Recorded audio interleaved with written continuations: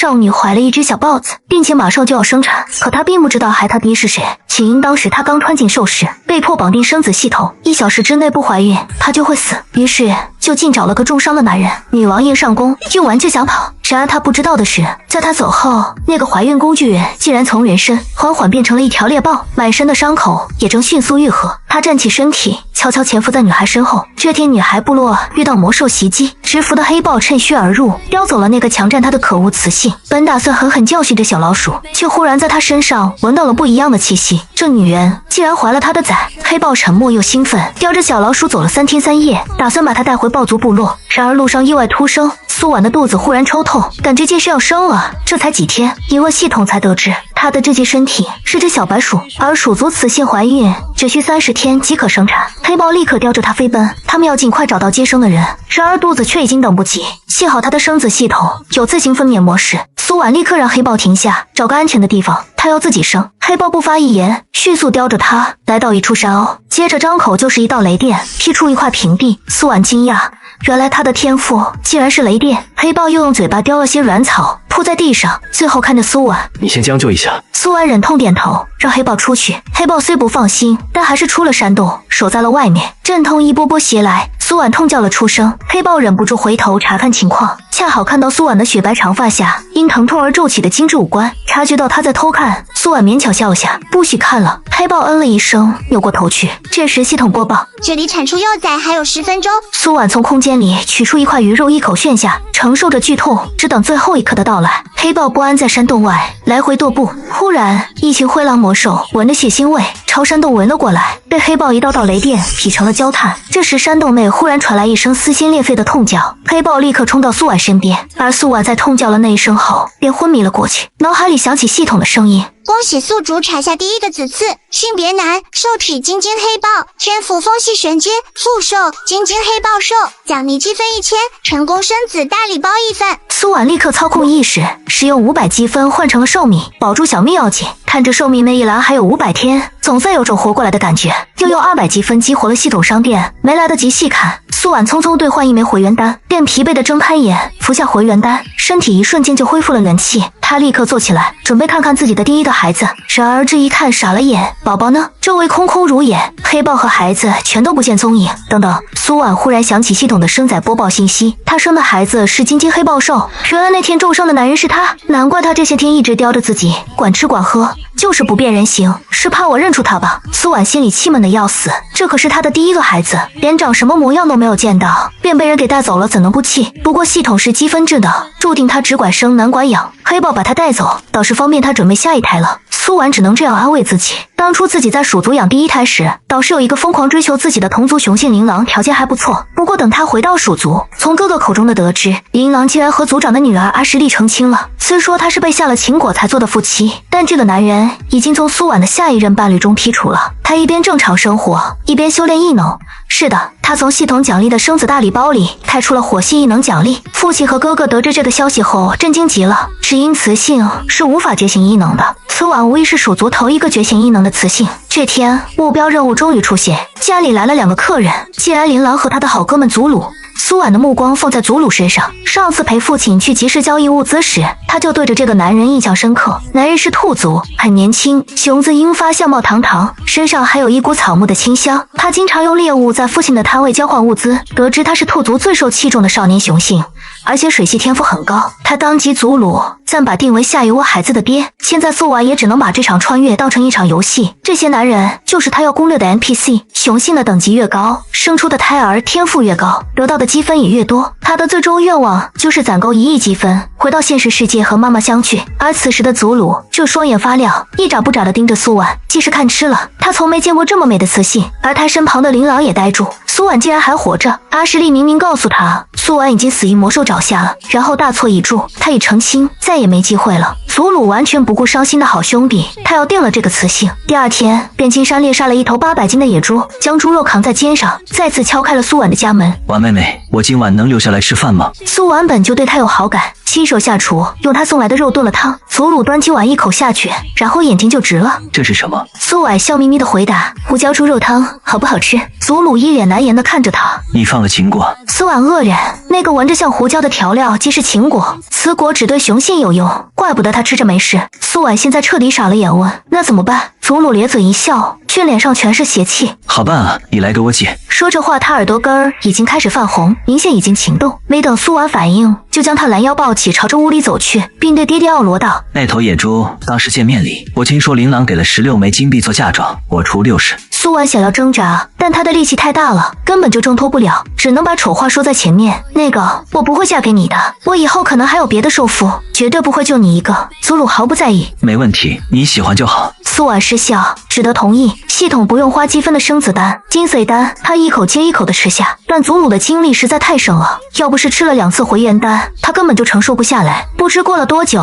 祖鲁抱着累昏过去的苏婉，亲了又亲，再小心翼翼地盖上兽皮毯，回了自己的住处，打包自己的行李和积蓄，准备搬家和苏婉一起过。苏婉再次醒来时，屋里只有自己，她感觉到前所未有的饿，一口气削了半盘子肉了，还是觉得饿。她猜测自己这应该是怀孕了。这时祖鲁拎着一个巨大的兽皮袋子走进来，苏婉诧异地看着他，这是要干什么？祖鲁一脸兴奋，以后我就入赘给你家了。苏婉有点无语，爹爹奥罗则被他的话惊住了。这不合适吧？兔族老族长能同意？祖鲁心虚的挠挠头，没想到自家祖父竟然私下给他和狐族最美的雌性定了亲。祖鲁当即拒绝，还说要去入赘。祖父，已晚了，我和鼠族苏婉已结为伴侣，并且已经交尾。自家祖父听后差点气晕过去。苏婉边吃边回答：入赘可以，不过要多打猎，我这1个月会吃很多东西。祖鲁知道鼠族的孕期就是1个月，他难以置信地看向苏婉。苏婉点头，对，我应该怀孕了，还是一胎很能吃的宝宝。祖鲁直接傻了，这就怀了？不是说没有生育力，如果这次就怀了，那生育力怕是不是生子娘娘转世？他激动的差点跳起来，转身就要走，因为苏婉说不吃响肉干，只想吃鲜肉，那他就去打最好吃的鹿肉给他。祖鲁就这样入赘成了他的受夫，也不知道为什么这一胎苏婉总是吃不饱。过了系统才知道，可能是他吃了金髓丹的作用，金髓丹能提高腹中胎儿的天赋等级，这应该会是一窝厉害的宝宝，所以只吃肉不够，还要吸取天才地宝中的能量才行。于是第2天，他便让祖鲁打猎时留意一种叫七星赤果的东西，只说自己喜欢吃这果子，遇到的话采回来一点就行。没想到祖鲁极其上心，转身就要上山寻找，可出门却碰见了气候后的琳琅。祖鲁抢了好哥们喜欢的人，早已准备好了面对他的怒火，两人痛痛快快地打了一架。琳琅虽然输得很惨，却很是不服。可恶，明明先遇到他的是我，要不是我受伤了，输赢还未必。甩掉琳琅，祖鲁很快在山上找到了七星赤果。然而这果子竟然有一只黄阶双头狼镇守，不过祖鲁并不惧怕，从前他一直在隐藏实力，其实他是水木双系异能，与这凶狠的恶狼缠斗几番，随着一声惨叫，七星赤果很快到手。这惨叫声就连山下的琳琅也听到了，那条双头狼魔兽他知道，就算他没有旧伤在身，也不可能这么快电杀了。这下他算是输得心服口服了。晚上苏婉如愿吃到了天才地宝，饥饿感终于消失，甚至还打了个饱嗝。看着男人满足的笑脸，苏婉原本平静的心忽然起了一丝涟漪。她也是昨天才知道，这男人并不相信自己是真怀孕了，只当她是太想怀孕而产生的假孕反应，历经1次就能中，放在生育力低下的兽氏是不可能的。然而他仍对苏婉千娇百宠，凡事亲力亲为，把人照顾得白里透红。期间鼠族族长以苏婉生育力不明为由，想把自己的孙女罗娜塞给祖鲁，并让苏婉做小，被祖鲁生气的回绝。然而每当看到男人眼神炙热，近乎着迷的看着他，苏婉心中都有些愧疚，感情无法回应。苏婉便身体力行的补偿祖鲁，各种新花样让他尝到了前所未有的欢愉感受。转眼几日过去，苏婉的肚子跟吹气一样的鼓了起来。事实证明，苏婉确实是怀孕了。祖鲁之前有多放纵快活，现在就有多后悔。幸好宝宝胎相稳妥，鼠族孕期很短，转眼距离生产就剩3日。这天苏婉忽然被一个噩梦惊醒，她一阵心悸，仿佛有种不祥的预感。与此同时，千米外的原始兽林中，一只10多米长的巨蛇蛰伏在树丛深处，死盯着树下正和魔兽缠斗的祖鲁。夜晚时分，苏婉终于等到了祖鲁回家，然而往日温柔的受夫，今天却有些陌生。祖鲁放下猎物，走到他面前，低头盯着他的脸，就像是第一次见面一样。尤其看到他高耸的肚子后，表情从冷漠转变成隐隐的兴奋。苏婉被他看得心里发毛，仿佛被一种冷血动物盯上似的难受。在细看之下，祖鲁的神情恢复了往常的温和，他便慢慢放下心来。或许是他怀孕后想多了。夜里，苏婉再次陷入噩梦，这次她梦到自己被一团浓雾死死缠住，热得她无法喘息，最后窒息惊醒。而睁眼时，却惊恐地对上祖鲁那双幽深的眼睛。祖鲁表情收敛，出言安抚：“做噩梦了吗？”声线低沉而诱惑。苏婉听着他的声音，噩梦的恐惧感散去，心底升起一股难言的冲动。想起往日两人的激情，忍不住靠近，情境意图明显。祖鲁诧异挑眉：“你现在呢？”苏婉脸红点头。她的生子系统附带被动技能，孕期但没事，反而更容易顺产。祖鲁呼吸变沉，目光深处一道红芒极快闪过。“你确定？”苏婉正好眨眼，没有注意到那道红芒，只用力点头：“很确定。”祖鲁笑了，摸了摸她的脸颊，软软的手感好极了，但随即却拒绝道：“还是等你生了吧，不急。”可苏婉却不信邪，以前祖鲁对此非常积极，根本经不起逗，于是凑上去啃了下她的唇。然而这一啃，苏婉愣了下，她的唇一片冰凉，不像以前那样温暖了。苏婉疑惑问道：“你身体不舒服吗？”祖鲁摇头否认。然而接下来的几日，祖鲁身上的疑点越来越多。先是有谣言传出，说他最近和族长的女儿罗娜关系暧昧，但苏婉却不信。在他眼里，祖鲁就是个失足的颜狗，否则也不会一见到他这张脸就不管不顾的迷上了。明知他生育力不明，还执意入赘他家，但那罗娜确实个矮凑胖，真正的祖鲁不可能喜欢他。后来又发现，祖鲁和周围兽人打交道时，他表面客气有礼，温和热情，但实际上那笑容就像是一个假面，英俊好看却不真心。以前的祖鲁待人做事都十分真诚，也正是这点打动了苏婉，才让他决定生一窝黄鸡的崽子。然而来不及细想，苏婉的肚子忽然隐隐作痛，她知道自己这是要生了，一家人立刻忙得团团转。祖鲁带着猎物回来时，就看到满头大汗的苏婉，他连忙跑到床头，将一株七星赤果递给她吃。这果子也是那个人告诉他的，可苏婉却摇了摇头，眼下不需要。她被阵痛折磨得面色惨白，海湿衣襟。这一胎和上次的情况大不一样，系统播报距离产子竟然还有6小时，不知痛了多久。在拼了全力的一阵用力后，她终于肚子一空，意识也再次陷入昏迷。每次她生产完，意识都会自动进入系统，她的生命流速也会暂时陷入停滞状态。在外界看来，她没有呼吸，没有回应，就像是假死一样。此时意识世界里，系统机械音正在播放生子战报。恭喜宿主顺利产下第2的子嗣，性别女，受体蓝灰兔，天赋木须蓝阶，复兽蓝灰兔兽，奖励150积分。第3的子嗣，性别女，受体蓝白鼠，天赋木须蓝阶，复兽蓝灰兔兽，奖励150积分。第4的子嗣，性别男，受体蓝灰兔，天赋水火双系玄阶，金子丹提升1阶，复兽蓝灰兔兽，奖励1000积分，生子大礼包1份。苏婉没有看生子大礼包，而是看着那些积分问系统：“小美，天赋最低的红阶的宝宝多少积分？50积分。那天阶的呢？只要000积分。所以我如果想要更多积分，就要尽量生天赋好的孩子，是必须生天赋高的子嗣。”苏婉还想继续问，意识却被系统强行移出，她外界的身体陷入假死状态。家人和朋友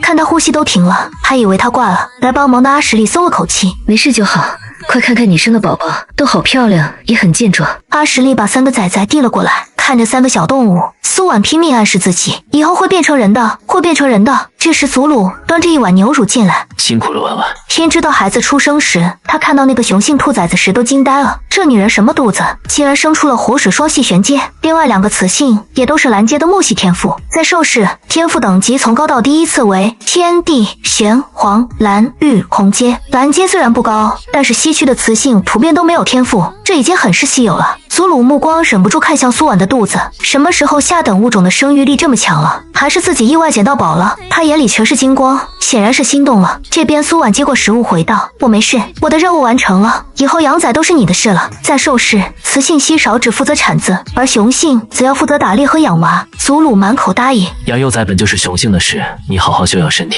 然而接下来的日子，祖鲁虽然表面对孩子照顾，看他们的眼神却没有丝毫父亲该有的爱意，甚至有些冷漠。苏婉现在几乎完全能肯定，眼前的祖鲁是假的，简直除了那身皮和祖鲁一模一样外，其他的都不同。苏婉不敢想，如果这个是假的，那真的祖鲁在哪儿？无论如何，她都要先忍忍着和他周旋，然而很快事情便超过他的掌控。3个崽崽一天天长大，毛茸茸的越来越可爱，苏婉也越来越喜欢。祖鲁对他们的关注也多了起来。然而这晚，他早早回来，走到他身边。我问过了，鼠族的雌性在生完孩子后3天就能再次备孕。苏婉谎称身体没恢复，想要拒绝，却被他用力一把扯进了怀里。你并非是身体没有复原，而是对我厌弃了，对吗？苏婉一把将人推开，转身离去。因为激怒灵力外泄，他掌心一团火球若隐若现。祖鲁在身后看见那团火，脸色凝重起来，低声呢喃道：“难怪能生下火系的崽子，原来如此。你到底还有什么秘密？”苏婉在走了几步后，便放开了系统地图，100米内的景象清晰映出。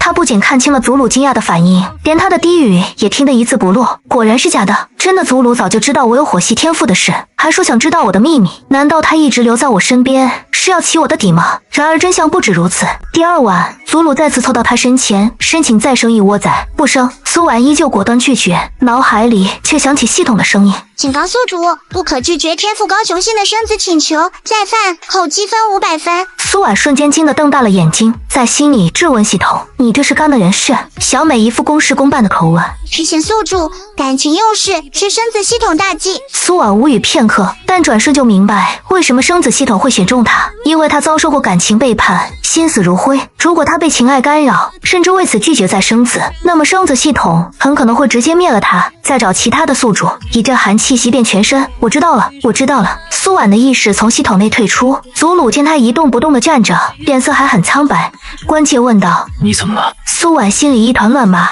沉默很久才开口：“我准备好了，生孩子。”他目光直视祖鲁，眼里带着算计。既然系统都亲自开口让他生，那这人的天赋肯定是高于祖鲁的黄阶的，生一窝也无妨，正好可以用孩子来证明他不是祖鲁，到时看他如何否认。祖鲁有些意外，毕竟刚刚他还一口拒绝，但这种好事他当然极力配合。夜晚烛火摇曳，祖鲁的脸也映照得更加好看。没错，他的眼角眉梢比从前更多丝妖媚，不知他本身到底长什么模样。室内渐渐传出声响，苏婉觉得这也太变态强悍了，他觉得自己可能要死在他手上。祖鲁算是厉害的，他堪堪能承受下来，但眼前这位要再翻上10倍不止。苏婉只能求饶，祖鲁这才放过他，暗哑嗓音在他的耳边低语：“能接纳我的你是第一个，我很开心。”说完露出獠牙，在他的心口上方锁骨之下用力地咬了一口。苏婉感觉一股剧痛袭来，眼前一黑昏了过去。祖鲁看着鲜血下那对完美的齿印，满足地笑了：“烙下我的印记，以后你就是我的了。”苏婉昏迷了没多久就醒了，从系统商店先取了孕子丹、金髓丹吃下，然后又花了1个积分买了回元丹，体力瞬间恢复，但精神上却还是疲惫的。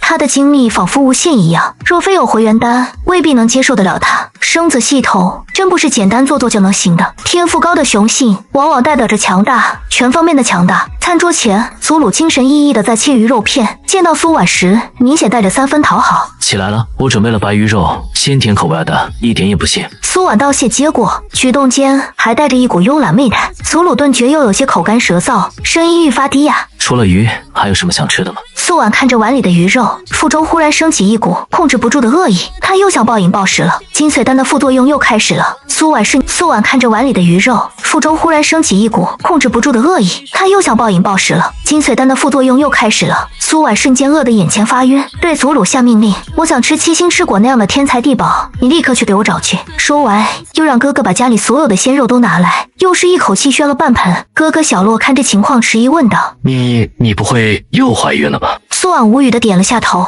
刚走了2步的祖鲁突然停下脚步，看向他的肚子。确定？苏婉微微眯眼，上次也这样，你不很清楚吗？祖鲁身形一顿，等着，我这就去，最多1小时。苏婉打开了系统地图，看着他在出门后瞬间消失在了地图范围内。他竟然会用瞬移术，他要花50积分才能用的系统道具。然而这胎宝宝的潜力似乎超乎他的想象。苏婉的食欲比上次要可怕得多，吃肉时几乎直接生吞，咀嚼2下都觉得慢。这么能吃，倒是也证明了这胎宝宝在金髓丹的作用下，天赋也在迅速增长。查看了一下自己现有的积分，1887分，剩余寿命433天。然而重回地球需要1亿积分，这样算来，他就算是生天阶天赋的宝宝，也要1000个才行。毁灭吧，这数字光想想他就觉得恐怖。这时系统却告诉他：天地玄黄即是凡兽，凡兽之上还有灵兽和神兽，只只要宿主努力生产，系统升级后便可诞下灵兽和神兽。好家伙，系统果然是会 CPU 我的。家里食物很快全被苏婉炫完。这时祖鲁终于回来了，手里握着一把七星赤果，直奔苏婉，一共5颗果子，他立刻迫不及待地吃了起来，连根叶都没放过。吃完后饥饿感终于消失，上次怀土宝宝他只吃了1颗就够了，而这一次却生了5颗，可见复兽天赋之高。苏婉看向祖鲁，这个冒牌货本体到底是什么呢？吃完后苏婉便想出门，换上系统奖励的孕妇裙走了出来。男人看到裙子后眼中金光一闪，苏婉借口说着裙子是和东区的朋友换来的。祖鲁聊家常一样问道：巧了，我在东区也有朋友，你跟那人是怎么认识的？我是在森影兽林认识的，他是豹族。苏婉想起黑豹，就想起自己生的那个小豹仔，不知道长成什么样子了，健不健康？祖鲁的眼底忽地划过一道赤芒，问道：什么豹？苏婉瞥了他一眼，跟你没关系。祖鲁继续追问：雄的还是雌的？那请问你东区朋友是雄还是雌？看来是雄性，你和他交尾了吗？苏婉被噎了一下，这家伙真是危险又聪明。其实经过昨夜的亲密接触后，祖鲁对苏婉的态度有了很明显的变化。之前苏婉想做什么就做什么，现在他想做什么都被祖鲁盯着，尤其是他的肚子，唯恐动作大了伤到了胎儿。平时也经常黏着自己，无论周围街上多少人，他都依旧我行我素的跟在身边，把他当个雌人似的看着。尤其是现在祖鲁的长相越来越勾人，身高似乎也变高了些，引得众多雌性脸红心跳，对苏婉的羡慕简直要发狂。而祖鲁完全不在意其他雌性的目光，有时甚至当街就亲他，或者将他打横抱起。遇到对苏婉示好的雄性，他还会暗戳戳吃醋。这么招人，可如何是好？经过这段时间的相处，苏婉能察觉出来，这个占有祖鲁身体的人似乎没有恶意，这也让苏婉对他放松了些警惕。他和祖鲁本质上是完全不同的人，他更霸道，占有欲也更强，但却也会时刻照顾着苏婉的感受。对待祖鲁的原来的家人们的也非常好。这2天苏婉肚子越来越圆，很快就要生了，越是临近生产孩子的能量需求越大，于是祖鲁也开始频繁的去兽林给他找天才地宝吃。很快临盆这天到来，祖鲁守在产房外，一脸紧张，恨不得自己进去替苏婉生孩子。但这时祖鲁的爷爷兔族老族长急匆匆进来：你二哥他昨天一早出门狩猎，到现在都没有回来。听说有高阶魔兽出没，他恐怕凶多吉少啊。祖鲁看向产房，有些迟疑。老族长急道：我在这里守着，求兽神保佑儿媳妇平安生产。祖鲁犹豫了下，还是点了头，然后对产房里的苏婉道：二哥不见啊，我去寻二哥，天黑前回来。苏婉从系统得知自己还要4个小时才会生产，便放他去了。男人临走前深深地看了苏婉一眼，仿佛要记住她的容颜。到了黄昏时分，回来的却只有浑身是血的二哥。老族长顿时心惊，祖鲁呢？他怎么没回来？祖鲁呢？他怎么没回来？他为了救我，被魔兽给吃了。二哥说完就彻底昏了过去。老族长难以置信，差点跌倒。他不信自己最出色的孙儿就这么死了，派出全族去寻找，却收到回报，祖鲁尸骨无存，再也回不来了。这时产房忽然传来痛叫，苏婉的生产已经进入最后阶段。老族长满脸悲痛自责，又不敢将此事告诉苏婉，害怕他悲痛之下一尸两命。可老头却不知道，苏婉早已通过系统听到了他们刚才的对话，他的心当即沉入谷底。祖鲁死了？怎么可能？他那么强大，天赋又好，怎么可能会死？正当他心痛之时，接产的族屋忽然着急道：再努把劲，马上就要生了。苏婉深吸了口气，不管发生什么事，孩子先生出来。就在这时，外面忽然有人喊了一句：魔兽来了！族屋脸色一惊，忙用兽人毯子盖住了苏婉，都躲进地下密道。但箭在弦上，苏婉只差一用力就把孩子生出来了。等一下，外面的魔兽也不攻击族人，只冲着苏婉所在的产房而来。路上所有的兽人都无法阻挡他们的速度。有兽人看出了势头，只冲进产房。快跑！魔兽是冲着孩子来的。苏婉看着系统地图里张牙舞爪的魔兽群，吓得脸都白了，随即腿间一股热流涌出，继而眼前一黑，进入了生子后的假死状态。恭喜宿主产下第5个子嗣，性别女，兽体鬼穿凤鸟，天赋火系地阶天赋，金嘴丹提升准天阶规则天赋，复兽鬼穿凤鸟，奖励积分5万，生子大礼包1份，母体天赋剑轴1份。苏婉听着积分，不敢置信，5万。系统小美的声音听起来好像温柔那么一丝。是的，生子系统成长至47级。苏婉难以置信地盯着积分看，51877，这积分赚的也太爽了，一个5万了，我要给他再生2窝。宿主是要去东区吗？东区？对，生子雄性已经带着孩子离开，前往东区兽氏大陆。你说那个假祖鲁没死？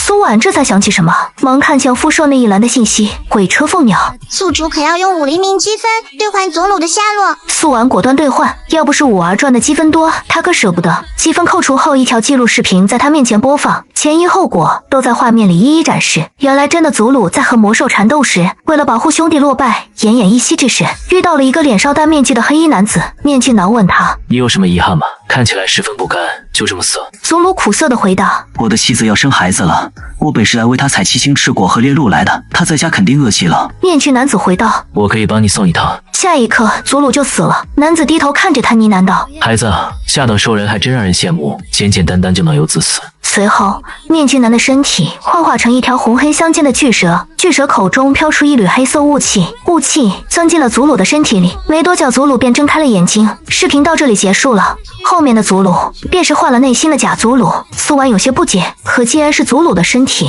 为什么生的孩子是鬼车凤鸟？和你交尾时还切换了自己的本体，所以你怀的是他的孩子。交尾结束后又切换回了祖鲁，还能这样？苏婉无语了。所以祖鲁是真的死了，而假祖鲁的本体是善于变换外形的鬼巨凤鸟飞禽族。那他本名叫什么？梅梅渊。我女儿，她带去了哪儿？兽食大陆东区，那里天赋高的雄性比西区多，宿主可要前往东区。怎么去？东西去之相距甚远，天堑障碍重重吗？1000积分，生子系统可把宿主送到东区。这么贵，小美你太不地道了。宿主，泉下没有免费的午餐。我先不去。说完，苏婉的意识从系统内抽离，但刚出来又陷入了漆黑的困境。她点燃了一个小火球，惊悚地发现自己正在棺材里，身上锦衣华服，身下还有一堆陪葬的赤壁和金币。一问系统才知道，她生完孩子后陷入假死状态的时间里，兔族和鼠族的家人以为她挂了，把她给埋了。是，宿主现在位于地下20米的兔族祖灵墓地。20米，我该怎么上去？可以用积分，3个积分可脱困，但系统建议宿主可以直接前往东区，以与天赋高的子嗣赚取更多积分，才能更快重生地球。小美再次劝说苏婉离开西区，前往东区。苏婉也知道，再耽搁下去就更追不上了。在系统的帮助下，最后看了一眼自己的3个崽崽，留恋的低头亲了亲他们，身影便慢慢的消失了。转瞬间，苏婉便被传送到了东区。原本她开启新地图是为了寻找自己和鬼车凤鸟的女儿，却没想到最先碰到的其实她第一个孩子金金黑豹幼崽，以及他的副兽那个被苏婉利用的挺尸工具人。然而黑豹和鬼车凤鸟不过是前菜，东区还有大批天赋惊人的灵兽、神兽等着他一一征服。苏婉刚传送到东区部落，他走进繁华的街市，发现一群人正围在一起看热闹，于是好奇地凑了上去，忽然感到眼前一黑，有什么东西糊在了他脸上。稚嫩又兴奋的叫声在他脸上响起。苏婉刚想发火，又觉得这个叫声格外亲切，不禁愣了一下，抬起双手把它从自己的脸上薅下来，发现是一只圆头圆脑的小黑豹，一双金色树瞳格外漂亮。这时一个男子匆匆跑过来，声称这豹子是宠物店新来的宠物，还请他归还。然而小黑豹子却在苏婉怀里使劲撒欢，死活不松手。苏婉轻轻撸着小豹子柔滑的皮毛，得知它是被人拐到宠物店的，便把小豹子救了出来，带回他住的客栈。小豹子还是不肯从怀里出来。苏婉笑了笑，小东西还挺粘人，我给你洗个香喷喷的澡好不好？小黑豹歪头看着他，确定他不是要丢掉自己，才慢慢的松开了爪子。稚嫩的嗓音让人打从心底深处柔软。苏婉从系统空间里取出小鱼缸，用火系法术将凉水加热，便让小豹子进去。小黑豹嗷呜一声跳进了水里，溅起一片水花。苏婉笑出了声，一人一崽正玩得开心，却不知道此时旅社的楼下，一位悬衣男子立在原地，对着他们的方向注视了很久。苏婉给小黑豹洗完澡，又喂了一些系统奖励的婴儿辅食。小黑豹吃完后便呼噜噜的睡着了。苏婉看他躺在自己的床上，四脚朝天，完全没有半点警惕，脸上不禁露出温柔的笑容。小家伙，以后就跟着我了好不好？苏婉此时并没有认出这是自己的孩子，只因东区大陆和他产子的森与兽林相距甚远，且路途艰险万分。他有系统的传送工具可以瞬间到达，但那只大黑豹带着小宝宝不可能走得这么快。摸着小黑豹圆滚滚的大脑袋，他想起了自己的第一个孩子，心里不禁有些失落。苏婉的生子系统此刻恰好在升级，无法给他任何提示。就在这时，有人传话说小黑豹的家人找来了。苏婉心里顿时升起一股不舍，她推开了窗户往外看，一头跟大象一样巨大的黑豹正在小楼院子里，金色的树瞳深沉地盯着他。苏婉心中一惊，要不是他的个头太大，还有时间不对，苏婉差点以为这就是那条黑豹了。他开口问：“你是小黑豹的什么人？”巨大黑豹简单回答2字：“副手。”人家亲爹都来了，苏婉再不舍也得把崽还人家，于是抱着小黑豹出了门。看到在他怀里呼呼大睡、没有受伤的小东西，黑豹终于平静了下来，慢慢的低下头，示意苏婉把小黑豹放到他的头上。苏婉却鬼使神差的顺手撸了一把他的巨头，黑豹原地愣住，沉默的看着他。苏婉尴尬笑道：“嘿，手感真好，比你儿子还好。”黑豹张嘴从他的怀中叼过小黑豹，然后变出一个鼓鼓囊囊的钱袋子，丢给他后就要带着小黑豹离开。苏婉打开钱袋子，竟然有几百枚金币，他以为这是谢礼，却不知这是黑豹给自己伴侣的供养。在兽氏大陆，因为雌性天生柔弱，所以需要雄性的保护和供养，即便是不在身边，那供养金也是少不了的。这是让雌性为自己生孩子，雄性一生都要付出的代价。黑豹带着小黑豹转身，又回头看了看苏婉一眼，才继续走了。几天后，苏婉用这笔谢礼和系统奖励的金币包了一家旅店。开业这天，黑豹幼崽再次出现，小家伙在对面扒着窗户，委屈巴拉的瞅着旅社门口招呼客人的苏婉。小黑豹冲着苏婉叫了一声，苏婉听到后，将系统奖励的肉干扔进小豹子所在的窗户里，一只骨节分明的大手轻松接住了小礼盒。苏婉没看到这人的脸，于是对小豹子笑道：“等我忙完了，陪你玩啊。”说完，转身就走了。小黑豹立刻失望地耷拉着耳朵，一旁的黑豹把他抱进怀里。他没有认出你，以后不要再偷偷跑来了。小黑豹委屈地蜷缩在他的怀中，耳朵彻底耷拉下来。直到苏婉忙完，才想起自己把小黑豹忘了，急忙冲着对面的茶楼跑去。刚到2楼，就见一个男人立在门口。那一刻，他直接看愣了。男人黑色的长发及腰，金色长眸，眼尾斜起，眼神深邃俊美异常。然而此时薄唇紧抿成一条直线，显露出他此刻的心情可能不太美丽。苏婉的大脑一瞬空白，随后说道：“那个，借过一下。”男子见他一副看陌生人的表情，紧紧蹙眉：“你不记得我？”苏婉想了下，最后摇头。帅成这样的男人，他见过的话，肯定不会忘记的。抱歉，您可能认错人了，我还有事，过去一下。说完，苏婉就绕过他去找小黑豹了。小黑豹听到他的声音，一个机灵站了起来，摇着尾巴欢快的不得了。这么开心啊！苏婉抱起他，情不自禁地弯了眉眼。这一天的紧张和忙碌都疏解了。小黑豹趴在他的怀里，撒娇地舔着他的手指，讨好意图很明显。站在他身后的男人看着他和小黑豹说：“他叫裴云阳，乳名小浩。”苏婉回头，见是楼梯口遇到的男人。“你是？”“我是他的副手裴璇。”男人走到他身旁，对小黑豹道：“我们该回去了。”小黑豹很舍不得苏婉。苏婉摸摸他圆滚滚的脑袋：“跟你爹回去吧，改天再玩。”“我们住在王寿街1号。”裴璇说完地址，伸手从他手中接过小黑豹。因为小黑豹紧紧地贴在苏婉的怀里，所以难免碰到了某处极其柔软的特殊部位。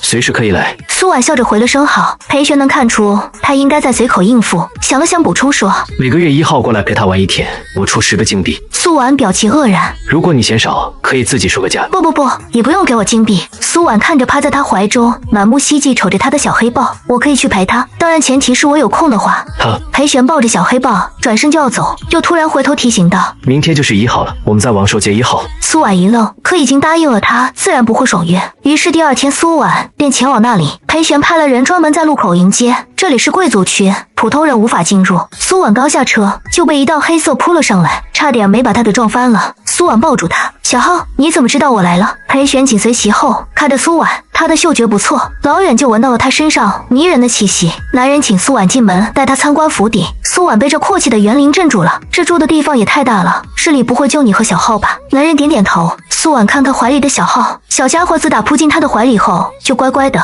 半点市里不会就你和小浩吧？男人点点头。苏婉看他怀里的小浩，小家伙自打扑进他的怀里后就乖乖的，半点下去的意思都没有。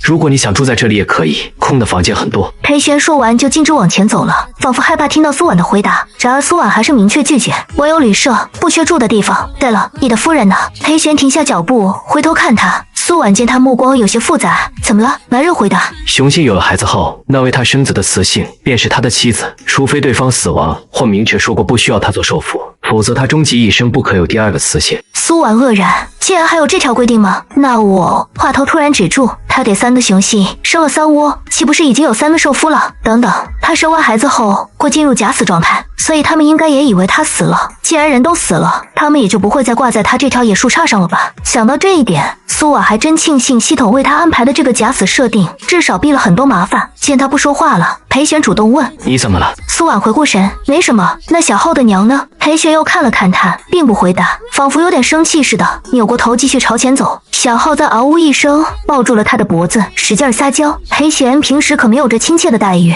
所以听到小浩撒娇的哼几声，赌气的回道：“他娘死。”苏婉尴尬的说了声抱歉：“没关系，他应该不会在意。”裴玄带着他来到一片断崖前，想要上去山林中的豪宅，需要先爬上断崖才行。裴玄让苏婉跳到自己手心上，想带他上去，温暖滚热的手掌让他的身体有一种过电的感觉。那个，你天赋怎么样？这话完全就没过脑子，是身体本能的询问。生子系统无时无刻不在催他生子，只要遇到了合适的雄性，身体就自主的进入上班状态。裴玄看着他回答：“天赋半灵境。”半灵境那是什么？苏婉还是头一次听说半灵境，天赋不都是天地玄黄蓝绿红吗？裴玄解释道：“天阶之后是灵境，半灵境是灵阶初级。”苏婉的眼睛骤然亮了，妈呀，那她干嘛还准备去神兽学院找男人啊？眼前这不就是一个很合适的雄性吗？而且还是比天阶更高的灵阶。然而这时，系统冰冷的声音忽然响起：“请告宿主，凡兽级的生子系统未进化至灵兽级，不可越阶生子。眼前的雄性暂不可与宿主生子，请留作后备，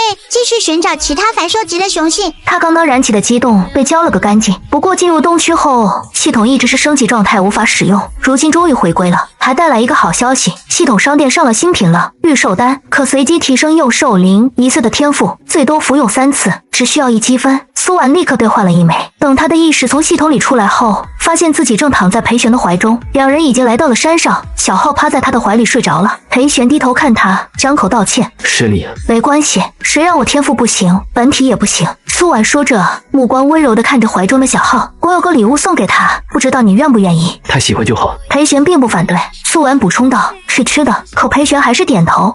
然而当得知是能提升天赋的丹药，他还是惊讶了。在兽世从未听说有丹药能提升天赋等级，他竟愿意将如此宝贵的丹药给自己。小浩正睡得迷糊时，忽然被他的老爹往嘴里塞了颗丹药，随后一阵剧烈的雷光自体内爆出。知道这是在进阶，苏婉并不担心，只静静等着结果。裴玄却很是紧张，他就这一个命根子，兽世大陆的雄性天赋越高越难有子嗣。裴玄看向苏婉，而且他未必愿意跟他再生第二个。回想起7个月前在森羽兽林内，裴玄焦躁不安地舔着刚出生的小黑豹，直到把他舔得干干净净，才朝苏婉走过去，却发现他并非昏迷，而是死了。怎么会死？生孩子是这么危险的事吗？苏婉一动不动地躺着，他轻轻地舔着他的脸庞，他纤细的颈，他因为用力抓软草而变成了草绿色的指尖，温柔地想要把他舔醒，可苏婉就是不动。天上的劫云马上就要汇聚完毕，滚滚雷声像是催命符一样，随时能劈下来。这是他从凡兽脱胎换骨成灵兽的最后一道天劫，之前99道都扛过来了，不能在最后一道上功亏一篑。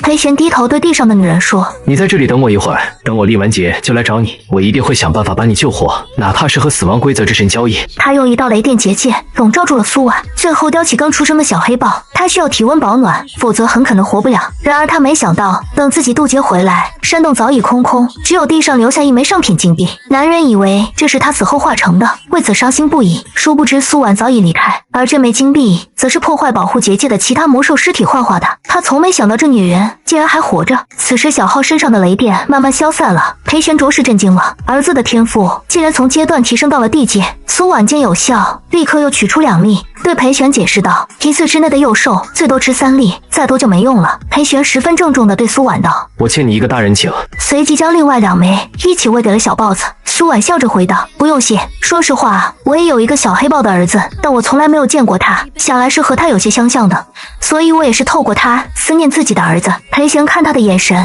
越来越深，最后变成了一片浓厚的疑惑。他想问明白，却又有些患得患失，不敢揭穿。小浩的天赋最后定格为天阶，雷系也进化成了紫金雷，一道紫金雷柱的威力至少是普通雷柱的10倍。裴玄着实惊喜，对苏婉又恭敬地行了一礼：“以后但凭差遣。”苏婉笑着回道：“真的不用客气，不过以后可能会麻烦你点事。”他在心里悄悄补充道：“麻烦你跟我生个孩子。”苏婉打量着他，越看越觉得他是一个很不错的雄性。裴玄一口答应。小浩因为天赋进阶，体力消耗很大，所以陷入了昏睡中。中午，裴玄准备了丰盛的美味佳肴款待苏婉，近100道菜让苏婉多少有些受宠若惊。裴玄正看苏婉吃东西，暗暗记下他的饮食喜好。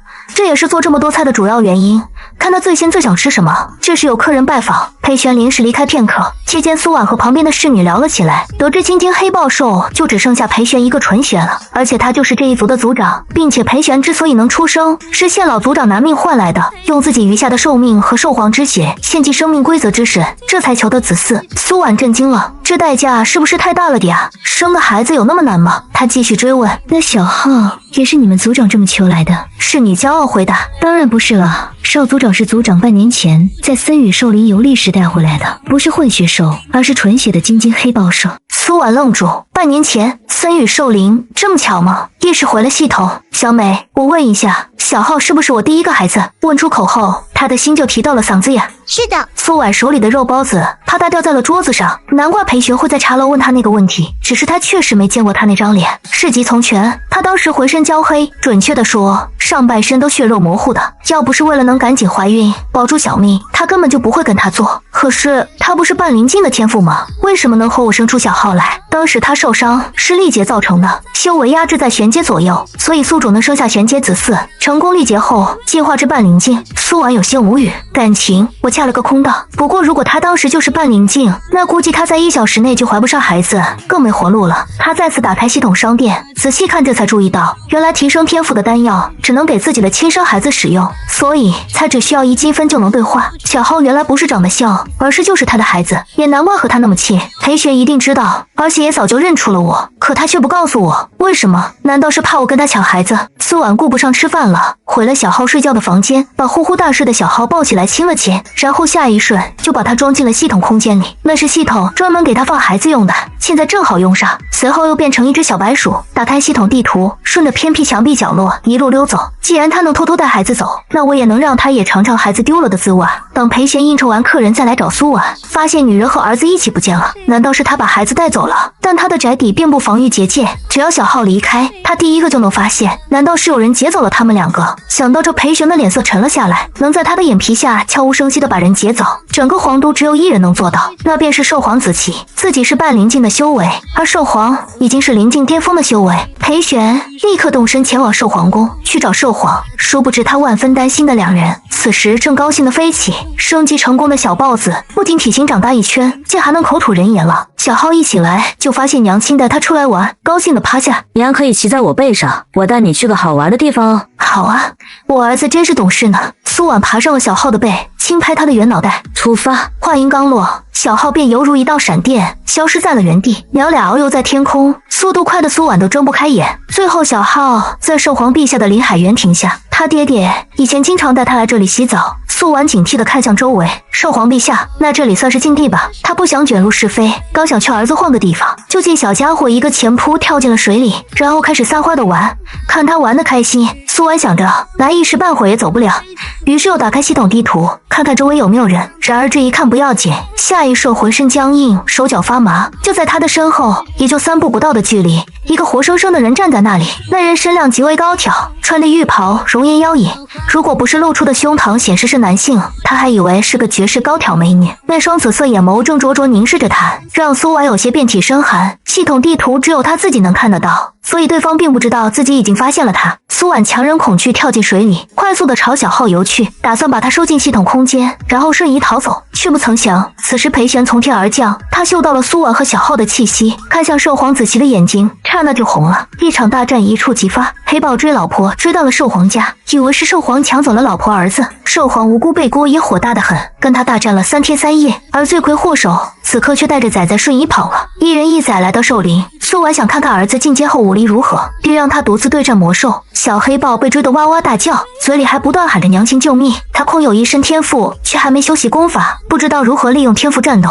苏婉见状刚要下去帮忙，系统小美却出声阻止。既然宿主要锻炼他，可不让他先自己解决。见苏婉仍是不放心，系统打开商城页面，商城提供替身服，可替宿主幼崽挡一次致命袭击，每张要00积分。苏婉来了兴趣，追问道：那当他遇到危险，有没有瞬移的作用，能迅速脱离险境那种？可以附加瞬移至系统空间里，但需要再出付50积分。系统空间就是我放东西的空间吗？对，一步到位，宿主的幼崽必能得到最安全的保障。苏婉当即决定给5个孩子都来一张，她原本只是为了保险，却没想这个举动在未来会救下一个崽崽的命。天知道，当他抱着血肉模糊的另一个崽崽时，有多庆幸今天的选择。而此时，小黑豹眼看就要被魔兽蜘蛛的蛛丝缠住，情急之下，天阶的威压忽然迸发，紫金雷将魔兽蜘蛛劈得外焦里嫩。苏婉顿感骄傲，我的儿子可真厉害。可生子系统却在这时给他泼了盆冷水。宿主该考虑继续生子了。苏婉有些不耐烦，等我进了神兽学院，会找生子对象的。而眼下我要教子，他不是生育机器，每时每刻被催着找人生子，当然会反感。苏婉也确实是有些怠惰了，身怀将近5万积分，便是都换车寿命，也能活100多年。可是生子系统不会让他如此悠闲下去，特别是在发现了灵界的雄性后，他语气冰冷地提醒道：连续3个月内，宿主若没有怀孕生子，系统将默认宿主抗地生子，重生地球计划将会终止。苏婉脸色变得有些难看，我没有说过不生，3个月是不是太刻薄了些？去请宿主，该条件是宿主在绑定生子系统前的协定。苏婉想起来了，前世他死后为了抓住这次重生机会，确实有说过。想起还在地球的养母，他深吸了口气回复：我知道了。可话音刚落，话落，苏婉忽觉眼前一花，整个人就从原地消失了。而就在他离开后，裴玄也终于追了过来，刚落地就看到儿子击杀了一只玄阶魔兽，震惊的说不出一个字。小豹子翻出魔兽尸体里的上品金币，兴奋的想要献给娘亲，却失望的发现苏婉原本的位置空空如也。裴玄走上前夸赞了小家伙几句，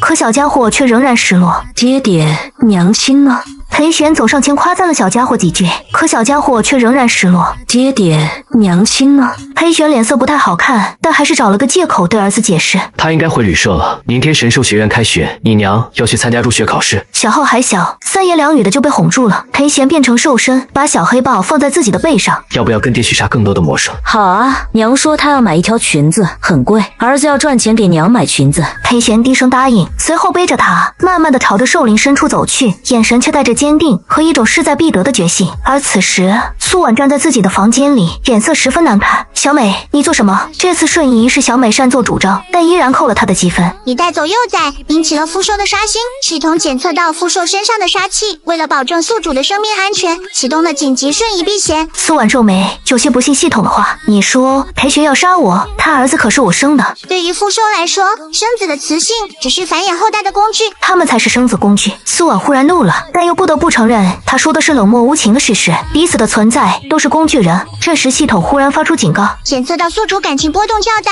启动清除感情缓存。下一秒，苏婉愣住了，一股难以名状的悲伤涌上来，但很快又消失不见了。第二天，他按照计划去参加神兽学院的开学测试。神兽学院汇聚兽食大陆最杰出的青年才俊，这么多优质工具人的集合点，苏婉当然不能错过。然而他在入学测试阶段却遇到意外，想进入神兽学院的雌性，生育力是首要条件，其次才是天赋。然而随着苏婉的血滴在磁石上，磁石一点反应都没有。苏婉心里暗道，果然又是个哑炮。测试老师宣判道，没有生育力，说话的人是温文儒雅的男人，这种情况他也是头一次见到。或许是苏婉的生育力太逆天，超出磁石感应范围，磁石每次对他的血都毫无反应。对此，所以苏婉已经相当淡定了，于是笑着对老师道，是吧，在我老家也是这个结果。老师又问，那你有什么天赋？苏婉随即调动身体里的火元力，掌心冒出一个十分明亮的火球。测试老师渐渐睁大了眼睛，火系。测试老师渐渐睁大了眼睛，火系。苏婉点头，天赋比较低。测试老师却好半天没有说话，反应过来后火速站起身，略带激动地说，我姓宗，是土系的老师，你跟我来。两人来到测试天赋的大厅，大厅内排着长长的队，少说有50人。苏婉正感叹不知道要排到什么时候，没想到宗老师竟然直接带他插了队。后面被插队的考生有些不满，但是等看到插队的是个雌性，而且容貌极其漂亮，立刻红了耳朵，甚至还有流鼻血的冲动。后面几个雄性也忍不住吞了吞口水。苏婉向他们道了声歉，便开始了测试，把手放在了测试天赋的接柱上，慢慢释放火元力。天赋接柱从最低到最高分别是红绿蓝黄玄地天。只见苏婉的红色火苗顺着天赋接柱上升，先是红阶，不过很快红阶就过去了，然后是绿阶，再到蓝阶，最后竟是缓缓停留在黄阶。测试大厅安静一瞬，随后便沸腾起来，所有考生都震惊的张大嘴。天啊，是火系，这都多少年没有出现过了。上次学院有火系学员是什么时候？这是谁呀？哪个大家族的子嗣？竟然有黄阶火系的子嗣！宗老师激动极了，亲自拉着这个好苗子办理入学手续，期间笑着调侃苏婉，黄阶火系却没有生育力，你这是生错了性别吧？苏婉有些汗颜。宗老师将他带到自己办公的地方，然而苏婉却见到此时宗老师的工位上坐着一个翘着二郎腿的少年，那人一头红色短发，银色耳环，衬着那张棱角分明的脸，个性帅气。他身形修长矫健，清秀的容貌又透着玩世不恭的洒脱。此时系统略带兴奋的声音响起：宿主，他的天赋是天阶顶佳的。苏婉明白他的意思，拿下他。小美非常赞同。宗老师笑眯眯开口：他是我所教的学生里天赋最高的得意门生宗司礼，这是苏婉，今年的新生，你们认识一下。宗司礼瞥了苏婉一眼，什么意思？让我带孩子？宗老师淡定回答：他是火系的，带不带？宗司礼渐渐坐正了，打量着苏婉。我看看。冒犯了，司礼学长。说完，苏婉抬手，一个火球朝他砸了过去。宗司礼也释放自己的木系异能对敌。不出片刻，他转头对宗老师道：我带。苏婉礼貌地鞠了一躬，谢谢司礼学长。司礼点了下头，就要带他离开。苏婉又向宗老师鞠躬感谢后，这才跟着宗司礼走了。宗老师看着两个离开，脸上露出可疑的姨母笑。另一个老师走近他问：啥意思？想撮合他们？也不是不行，我儿子天赋太高，已经触碰到了半灵境的边缘，只要一个契机就能跨过去。小老头挺有心机，而这边两人也不负他所望。宗司礼回头看看苏婉，一头雪白的及腰长发披散在身后，天生一双桃花媚眼，忽闪忽闪的，像是要勾了谁的魂儿。他忍不住问：你多大了？苏婉眨眨眼，不告诉你，而且贸然问女孩子的年龄是很失礼的哟。这时天气逐渐阴沉下来，宗司礼开口道：要下雨了，我去宿舍拿一把伞，你等我。话音刚落，宗司礼的身影瞬间消失。天阶专属的瞬移啊，真让人羡慕。苏婉唇角勾起，在心里问系统：小美，我若是拿下他，你的系统能升多少？用上增加胎儿天赋的尖血丹，至少可升级至80级。他受体是什么？宿主生了孩子就知道了。告诉我有什么关系？迟早的事。这时宗司礼回来了，手里拿着两把伞，一把黑色，一把红色。苏婉接过伞，打开后发现伞上还画着一些漂亮的白色铃兰，笑着称赞：很好看的伞。宗司礼面露一丝不自在，那白色铃兰其实是他用木系法术把真的铃兰花印上去的。看着苏婉的笑颜，宗司礼心神有一瞬的恍惚，但很快又转回头。这时苏婉突然开口对宗司礼道：要不要和我生个宝宝？男人的身体一瞬间僵硬，脚也不听使唤了。你说什么？我说我想和你生个孩子。这宗司礼的脸都红了。父门。男人看着挺随性，没想到还挺单纯，估计是第一次遇上他这么没脸没皮打直线球的雌性吧。上来就要和他生崽子，你慢慢考虑。听老师说过2天有狩猎测试，等通过后你再给我答复，或者我更希望你用行动来回答。苏婉说完就撑着伞走了，留下呆愣在原地，久久都没回过神的宗司礼。2天后的狩猎测试很快到来，这是入学后的第一场考试，苏婉很重视。然而在猎场入口却被一个蓝发的剑秀少年拦住。男人名叫荣物，天赋很高，但性格桀骜不驯，很是嚣张，上来就近乎野蛮的调戏苏婉。还没等他开口说话，苏婉的手就被宗司礼拉了过去，拖着他朝传送阵的方向走。传送阵要开了。宗司礼的声音明显有些不悦。苏婉骤然冷静下来，这才是他的第一功课目标。司礼学长，荣少他不尊重人，我想收拾收拾他。他脑子有病，你跟他一样，不也有病？宗司礼拽着他进了传送阵。脑子有病？苏婉疑惑的目光看向人物，宗司礼大步一迈，挡住了他的视线，低头开口道：我答应你。苏婉一时没反应过来，答应我什么？小美急了：生孩子啊，你赶紧把他搞定，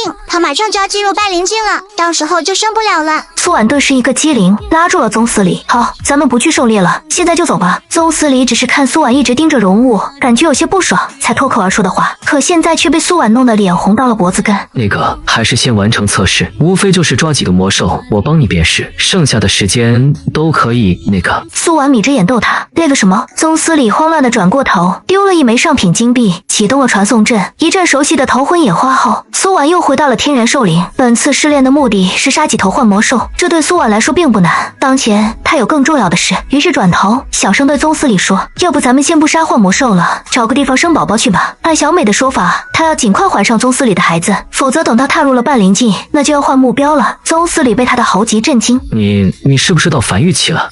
繁育期？她有这东西吗？正常兽人都有繁育期，宿主没有。但既然他这么说了，苏婉就顺杆向上爬。我想要，你能给我吗？宗司礼的脸立刻红了个透。先完成测试任务，随后便是落荒而逃。苏婉叹了口气，看来不能太着急了。宿主，我这里有药。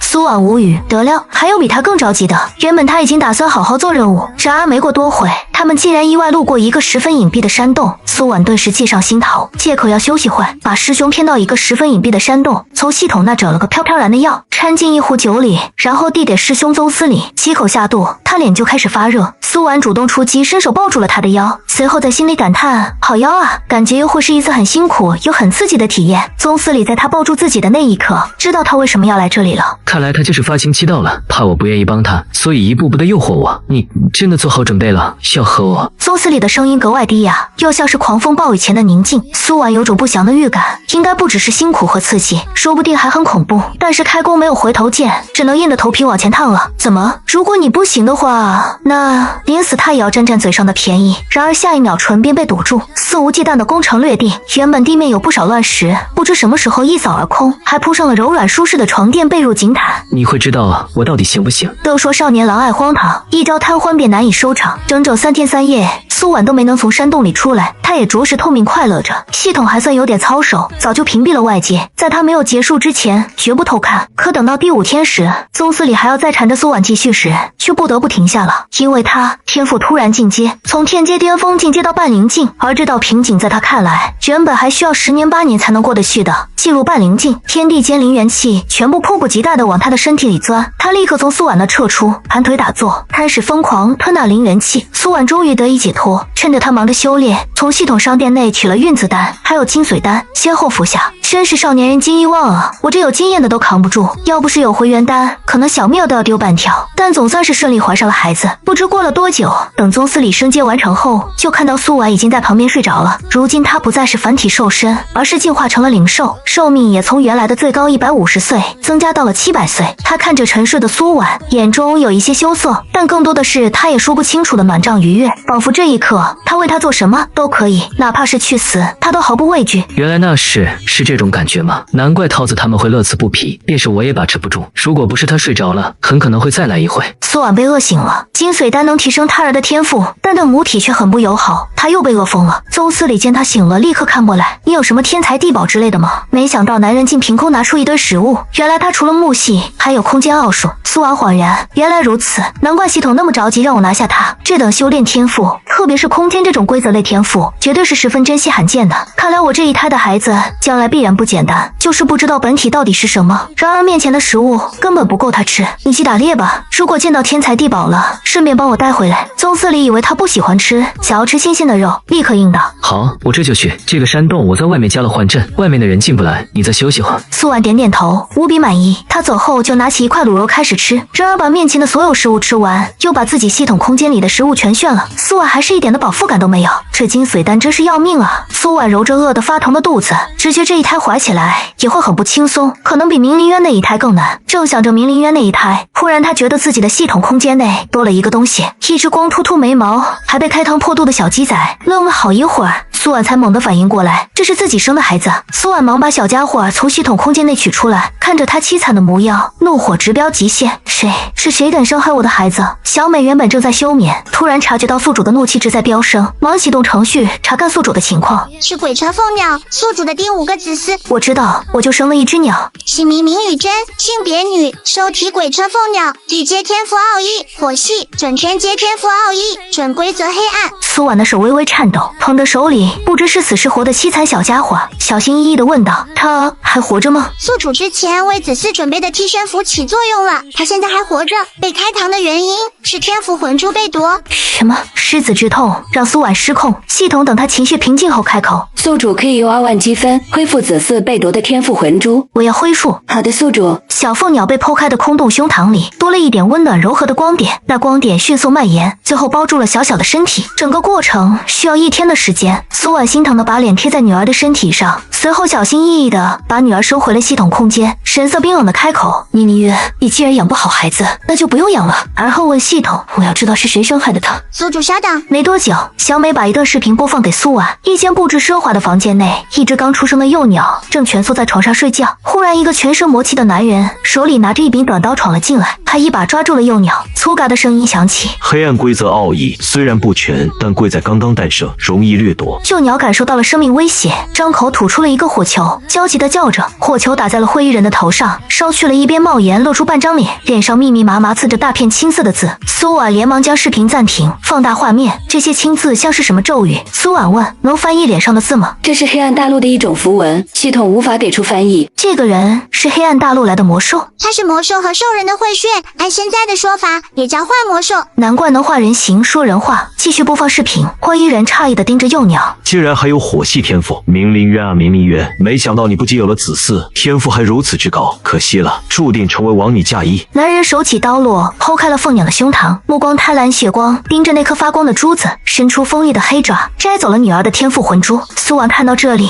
心疼的都要滴血了。幼鸟最后发出一声羸弱的凄厉哀鸣，失去了生命。灰衣人拿出一瓶浓黑液体，倒在幼鸟的尸身上，幼鸟的尸身眨眼间化成了一小滩血水。灰衣人满意离开，而在他离开后，幼鸟化成了血水，又变成了一张银白色的符箓。一缕风吹过，符箓化为齑粉，随风消散。视频放完，苏婉久久难以平复，那个灰衣人是谁？我要他死。宿主生子系统不可作为复仇工具。那他是谁？黑暗大陆第三魔王左使魔加列。能把我传送到他的身边吗？我要手刃了他。宿主已经怀上孩子，暂时不可进行跨大陆瞬移。该死，那我女儿的天赋魂珠怎么办？能否取回？宿主已经花了积分，重新为子嗣复制了一枚天赋魂珠，原生的天赋魂珠也可取回，届时2枚魂珠融合，黑暗规则浑然一体，完整无缺。这时宗司礼回来了，看到苏婉脸色十分不好，还带着明显的愤怒，心里咯噔一声。苏婉，你怎么了？我想杀幻魔兽，既然暂时去不了黑暗大陆，无法手刃伽烈，那他就杀幻魔兽，杀光杀尽，把他引到这里来。宗司礼以为他在担心猎魔测试的事，本次测试要求每个学院必须击杀一只幻魔兽。我已经解决了。随后便从异空间里取出一枚魔兽金核和一大块已经收拾干净的鹿肉。苏婉死死地盯着灰色金核，一边把肉塞进了嘴巴里用力咀嚼，一头鹿很快吃完。苏婉竟然还没饱，宗司礼没想到他这么能吃。那个，我这就去打猎，很快。有天才地宝吗？有，我遇到1株千年人参，2株九半莲。苏婉让他放下，并催促他继续去打猎。宗司礼神情恍惚地被撵了出去，有些担心苏婉身体出了状况，他得先回一趟学院，跟自家老宗头打听打听去。苏婉开始吃天才地宝，千年人参被苏婉当萝卜一样嚼吧嚼吧吃下了肚，那种无底洞的饥饿感终于缓和了点，之后又把九半莲吃了。九半莲脆脆甜甜的很好吃，这回总算吃饱了，吃饱喝足，他准备出去杀幻魔兽了。小美，我出去杀幻魔兽，你得帮我。怎么说，我女儿也是你看着出生的，不能就这样白白被畜生迫害，连个气都不敢出。宿主放心，安全方面系统会绝对保障。好，那咱们出发。苏婉现在满心都是复仇的怒火，打开了系统商店，开始搜索武器。只是每一样武器价格都非常贵，一把手枪需要1500积分。要知道他生第一个孩子小黑豹时才奖励了1000积分，还有手雷一个也要50积分。苏婉却毫不犹豫地打算买下来。但就在这时，系统商店忽然上新特价武器 AK12，只要10积分配5000发子弹，还有一把唐刀，竟然只要3积分。苏婉眼睛一亮，好样的小美，够意思。然而这些幻魔兽皮糙肉厚，子弹根本打不进去。苏婉当即把枪收回，反手抽出唐刀。苏婉当即把枪收回，反手抽出唐刀。一人一同配合默契，系统负责定位魔兽位置，苏婉负责到达战场咔咔乱杀。系统出品的唐刀极其锋利，根本不是兽氏大陆的武器能比的。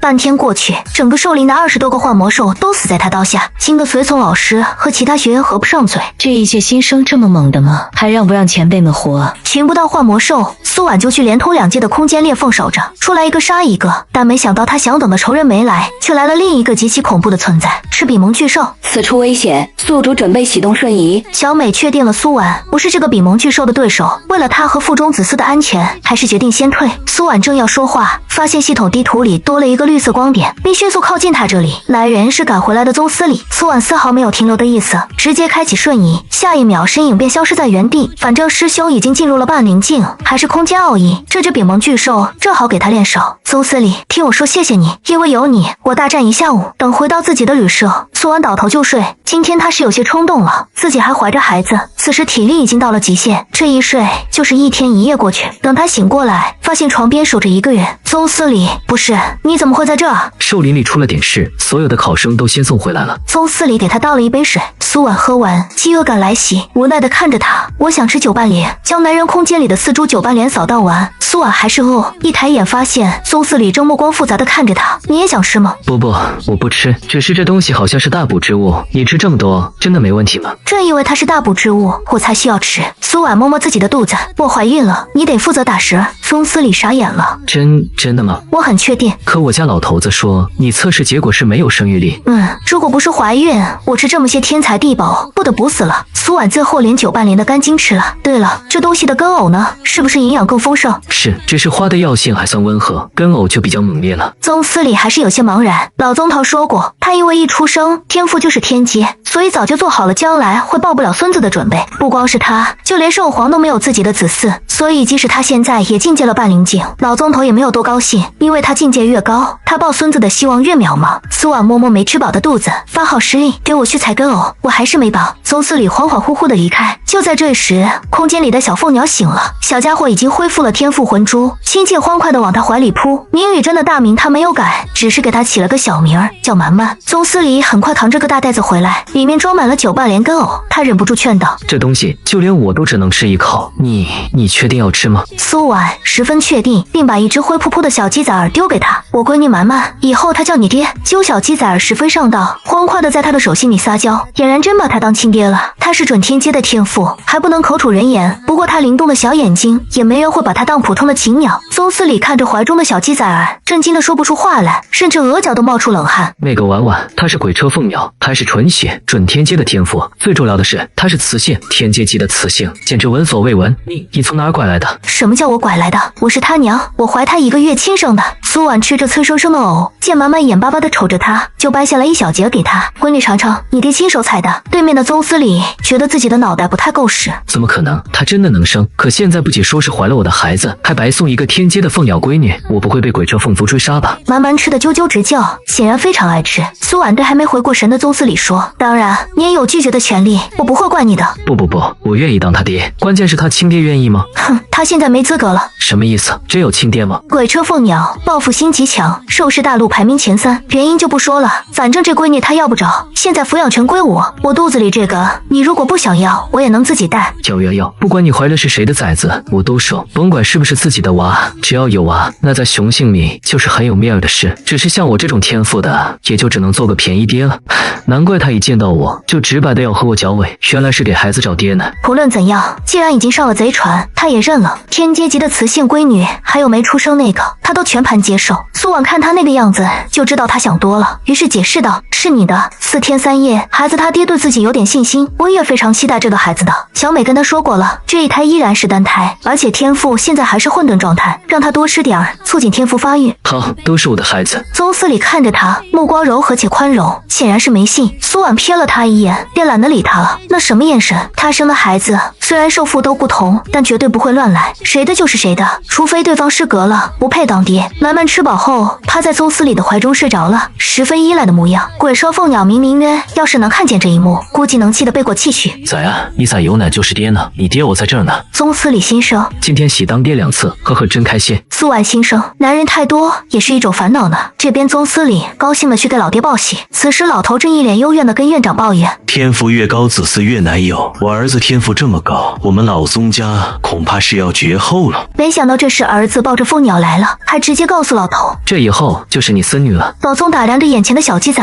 不一会瞪大眼睛：这既然是凤族的雏鸟，怎么可能？你那里弄来的，怎么就是你女儿了？她是苏婉生的，而苏婉在寿林跟了我，她的女儿自然也就是我的。老宗掏掏耳朵，简直难以置信。那丫头不是没有生育力吗？这么说我抱孙子有希望了。他刚要把凤鸟捧起来仔细瞧瞧，这以后可是他孙女了，没想到被一旁的院长抢了过去。等等，这孩子要报给寿皇陛下，由陛下定夺。院长紫苑是寿皇子琪的堂妹，当然是向着自己哥哥。宗司礼想也不想的拒绝。不行，孩子是苏婉的，就是陛下要接。见，也要经过他的同意。其实他心里是害怕兽皇会把蛮蛮抢走。凤族一脉的生育力天生比其中种族强，而且蛮蛮刚出生天赋就到了半灵境，可以预料成年后将会是雄性争抢的对象。而兽皇那家伙毫无节操，万一他想养成蛮蛮，然后给他生孩子呢？其实宗司里绝对是想多了，人家兽皇打的其实是你媳妇的主意。宗司里没带几天娃，就被学院派去消灭魔兽了。蛮蛮又回到了苏婉手上。最近东区大陆出现不少裂缝，无数幻魔兽从裂缝钻出，抓捕大批死性带回黑暗大陆。苏婉一边在旅社养胎，一边照顾蛮蛮，还在系统商城买了提升天赋的预售单给他。小家伙成功将天赋提升至天阶，天阶后便能口吐人言。然而很快一个不速之客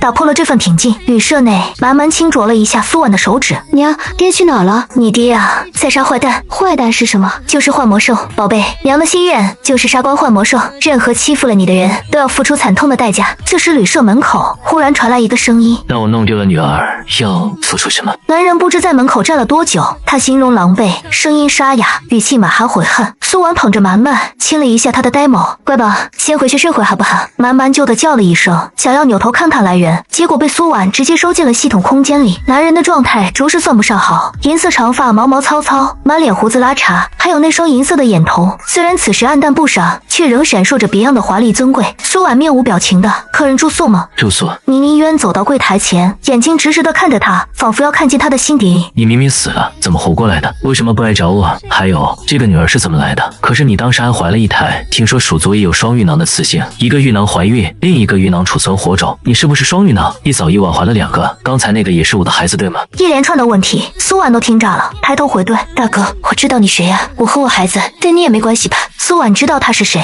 即便换了模样，换了声音，但曾经日夜相伴那么久，哪能认不出？女人眼神冷漠，杏眼瞪视，妩媚风情流露出来。曾和他不止一夜寻欢的明灵渊，被眼前的媚相迷惑，思绪全乱。不好意思，客满了。苏婉冷漠转身上楼，将男人丢在原地。正在这时，旅社的伙计白开心从外面进来，见男人傻傻地立在门口一动不动，上前问道：你是来应聘打工的吧？我昨天刚贴的招工的告示，没想到今天就有人来应聘，你会什么？明灵渊犹豫了下，回道：做饭。厨子啊，太好了，咱们旅社就缺个掌勺啊，等我来吧。白开心立刻带着明灵渊进了旅社，而此时苏婉现在已经回了后院的小楼休息。怀孕的身体总是很容易累，加上看到明灵渊心情奇差，原本他以为再见到他，起码能心平气和地和他交谈，当个认识的陌生人。实际上，这个人还是影响到了他的情绪。曾经那样的亲密过，怎么可能真的当什么都没发生过？宿主出现异常感情波动，立刻启动清除感情缓存。小美发出不可抗拒的绝对指令，很快苏婉的心绪就平静了下来。现在就是幻魔兽在跟前，恐怕都引不起什么波动。干得好，小美！苏婉怅然叹息，然后闭上眼睛，很快就睡着了。第二天一早，苏婉就带着蛮蛮出门了。最后一节酒吧连根偶后已经吃完，宗司里那个奶爸不在，他决定自己去兽林找些天才地宝。苗雅前脚离开，后脚明灵渊就跟了上去。啾啾，蛮蛮扑棱着毛茸茸的小翅膀，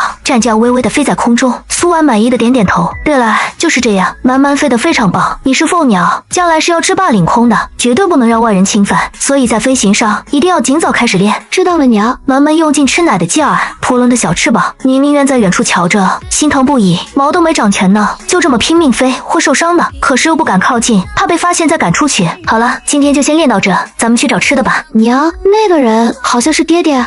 什么人？苏婉跟着看过去，却什么也没看到。南蛮歪了歪小脑袋，头上的呆毛也跟着晃晃悠悠的。他走了。苏婉也没放在心上，娘俩开始在天元兽林里四处乱走，系统地图也分辨不出天才地宝，所以只能靠肉眼找。早知道提前问问你爹，酒吧连长在哪了？蛮蛮流着口水回道：找酒吧连。苏婉忽然停下了脚步，看着地图中出现了一个陌生人，朝他走过去，打算问问。而男人正是明灵渊变换的另一个模样，鬼车凤族的天赋之一便是变化形态，所以当初他能假扮族鲁不被人发现，这次他变成了一个很普通的兽人。苏婉冲着他喊道：打扰一下，你知道酒伴连在哪吗？酒伴连，你找他干什么？明灵渊自然知道酒伴连是什么，但他也知道他只有在怀孕的时候才会非常需要天才地宝。目光朝他的腹部扫了一眼，好像腰身确实圆润了点。苏婉回道：家里有人需要补养身体，你知道在哪儿吗？说完，苏婉掏出了2枚下品金币，不白问道。明灵渊没有接金币。我可以带你过去，离这里有些远，你跟我走吧。看来她应该是又怀孕了，这个崽也是我的吗？男人目光朝他肩膀上的蛮蛮看去，和小珍珍长得是一模一样。蛮蛮也看着他，目露疑惑。父亲，你脸怎么又变了？苏苏婉听到满满的话，朝他看过去。宁云渊心下慌了，面上露出震惊之色。他怎么能说话？苏婉开口：“别装了。”他毫不怀疑满满对血缘至亲的直觉，而且小孩子是不会说谎的。宁宁渊愣了好一会儿，才满含歉意道：“婉婉，对不起。”苏婉冷淡的回道：“你没有对不起我，你对不起的是满满。”有系统清理了那些爱恨仇怨的感情，此刻的他十分冷静，不会被情感左右，只会权衡利弊。宁宁渊看向那只好奇瞅着他的小凤鸟，她叫满满，是我女儿的妹妹吗？苏婉走近了他2步，明宁渊见他靠近自己，心跳忽然漏跳了一拍。满满就是明宇珍。明宁渊愣住，好一会儿才反应过来。你说什么？小珍珍和满满？苏婉点头。明宁渊看满满的眼神忽然变得愧疚，又有些庆幸，他终于找到女儿了。她怎么到你这里的？我自有我的法子，只是我想知道，为什么你会把刚破壳的满满独自留在房间？你可知道她经历了什么？我不知道，我当时突然境界灵境。明宁渊也十分恨自己，他宁肯自己永远不要境界，也不想丢失女儿。苏婉有些意外，你也进入灵境了？怎么回事？凡是和我有过关系的都升阶了。不对，祖鲁就想起祖鲁，心底有麻麻的钝痛闪过。我宁愿一辈子都不境界。明宁渊挺拔的肩背瞬间松垮了许多。苏婉有些不忍，但还是告诉了他，你确实失去了他一次。说完，手搭在他肩膀上，让系统把那段视频放给他。与他人共享记忆需要支付100积分。果然，只要是和孩子没直接关系的服务，价格都很贵。但这是他该知道的。明宁渊正要回应苏婉的主动靠近，没想到接下来他的脑海里，出现了一段此生难忘的记忆。他的小珍珍竟被别人如此残害。记忆播放完后，明宁渊的气场彻底变了，滔天的愤怒弥漫全身。加列巴尔鲁，男人语气里恨不得把这个名字的主人剥皮抽筋，熬油亮。他应该是知道你进阶，趁机进入凤宫夺了满满的天赋魂珠。对满满来说，这是他抹不去的痛苦经历。我会把满满的天赋魂珠拿回来。宁宁渊低头，愧疚的无地自容。满满飞到了他的肩膀上，轻轻的啄他的头发。父亲，不哭。苏婉听到满满的话，诧异的抬头，他竟然哭了。宁宁渊的身体里忽然冒出一股灰黑色的雾气，但很快又收敛干净。他把满满从肩膀上取下来，递给苏婉，保护好她，我已经不配拥有她了。苏婉不知道说什么，宁宁渊的目光落在他的肚子上。最后一个问题，你肚子里的孩子是谁的？苏婉如实回答，不是你的，我就一个宝贝不会存精，这个孩子是宗司里的。宗司里，我知道他，说是大陆目前最年轻的灵境，他跟我的时候还是天阶，看来是跟你之后进阶的。我们婉婉很旺夫。宁宁渊看着苏婉，似乎要把她刻印进自己的骨子里。如果我回不来，就让满满继承鬼车凤座。你要做什么？苏婉皱眉说道，别干傻事。满满也拍着肉乎乎的小翅膀飞回到了明宁渊的肩膀上。父亲，给我和娘找好吃的。小家伙比较实际，而且自从服用过御兽丹后，胃口就极好，吃的东西比苏婉还要多，不然宗司里采了那么多的酒伴莲，也不会那么快就吃完。明宁渊捧着他，眼中全是温柔至极的爱意。便会给你们找够足够的食物。苏婉看着他望满满时的目光，知道他对满满的爱是无人能超越的。或许是被系统清理了情感缓存，他现在能理性的看待满满被害的事。明宁渊也是情有可原，境界是无法自控的天机，若错过了，这辈子可能都无法再行升阶。于是承诺道，给满满报仇，拿回属于他的天赋魂珠，我就把抚养权给你。明宁渊的身体陡然一颤，难以置信瞪大眼睛。你说什么？好话没有第二遍。苏婉从他手中夺过满满，朝前往前走。赶紧滚吧，说不定一会儿我又后悔了。女人可是最善变的。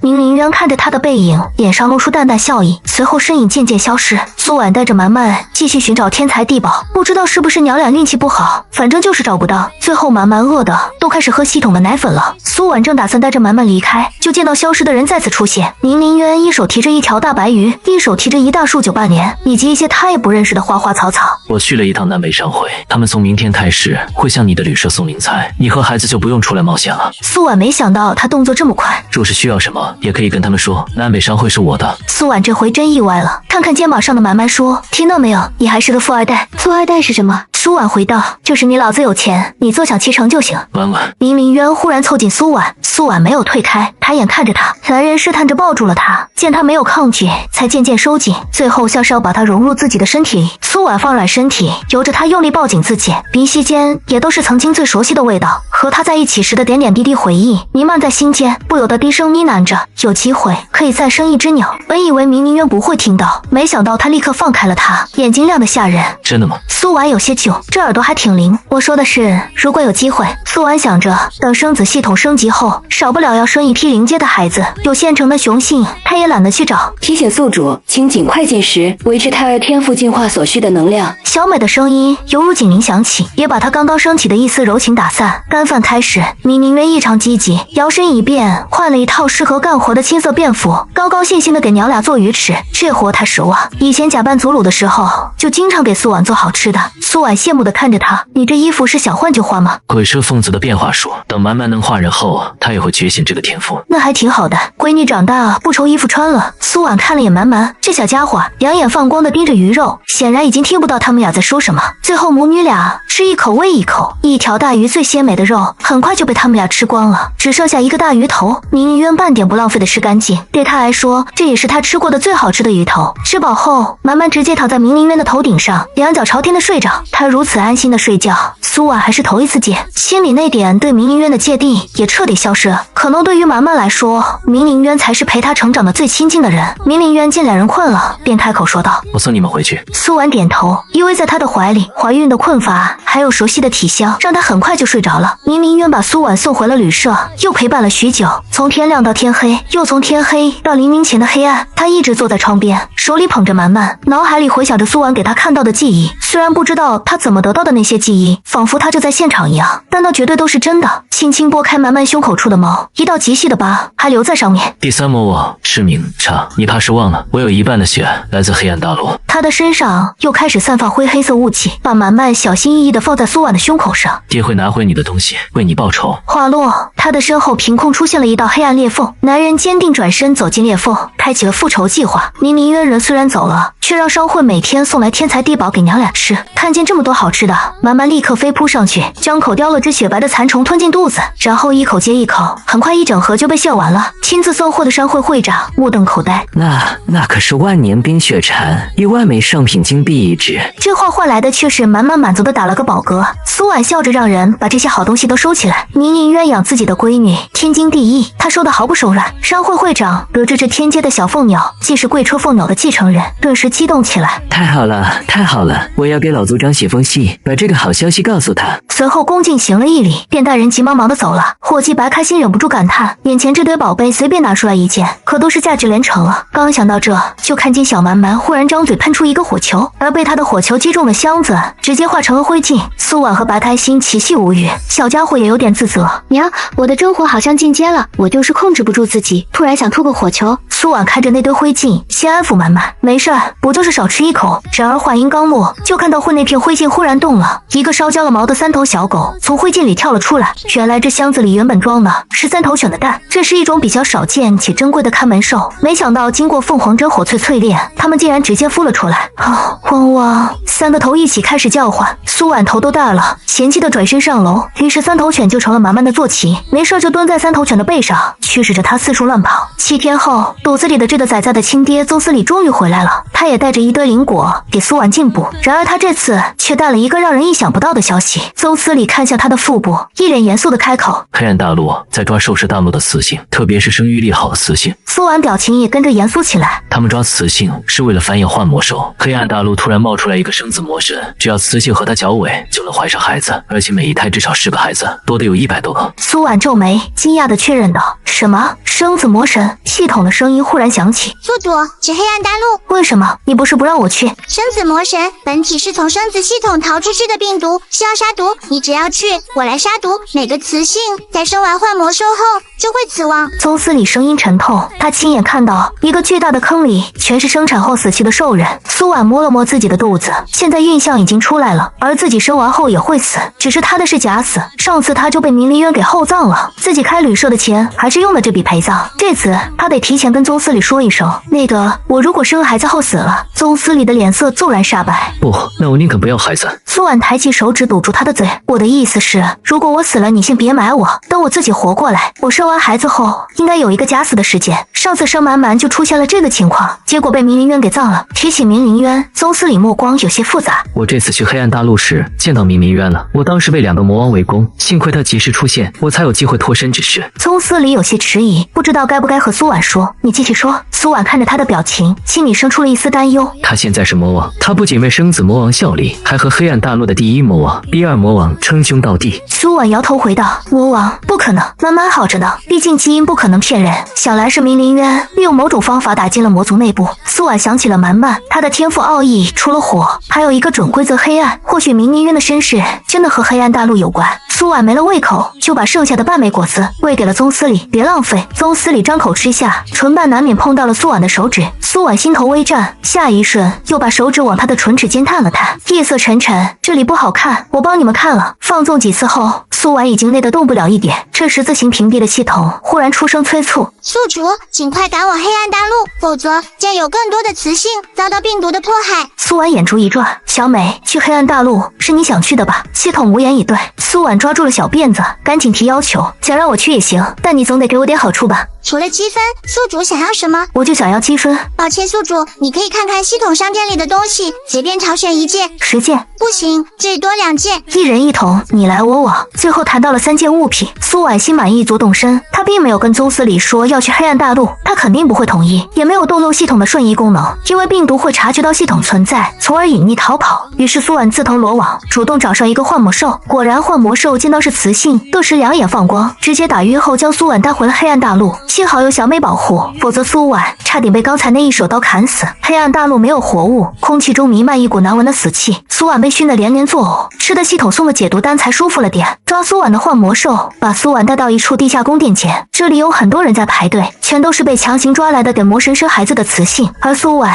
却惊讶地看见了一个熟人，裴璇的表妹孙曼柔。这女人凭借自己超上等的生育力，每天上赶着找裴璇刷好感，见到裴璇对苏婉示好，还3番4次地针对过苏婉。苏婉并没有救她的打算，就这么看着她被幻魔兽控制，进入了魔神殿。孙曼柔恢复神智时，发现自己在一处奢华的大殿，一堆长相丑陋、浑身魔气的人像看货品一样打量着她，她顿时吓得惊恐大叫：“我哥是裴璇，金金黑豹族的族长，你们敢动我，就等着被灭吧！”听到这话，慵懒倚靠在座椅上的明明渊睁开了眼。裴璇的妹妹。孙曼柔一愣，回头看向说话之人，忽觉感到口干舌燥。黑暗大陆的魔族不都丑陋不堪吗？怎么会有如此俊美的男人，犹如神之？你是谁？你知道我哥？明渊当然知道，在他扮演祖鲁时，就知道裴璇曾经也是苏婉的男人。既如此，看在苏婉的面子上，或许他可以伸一把手救救这个女人。于是他开口问道：“你认识一个叫苏婉的雌性吗？”说起苏婉，孙曼柔就咬牙切齿的：“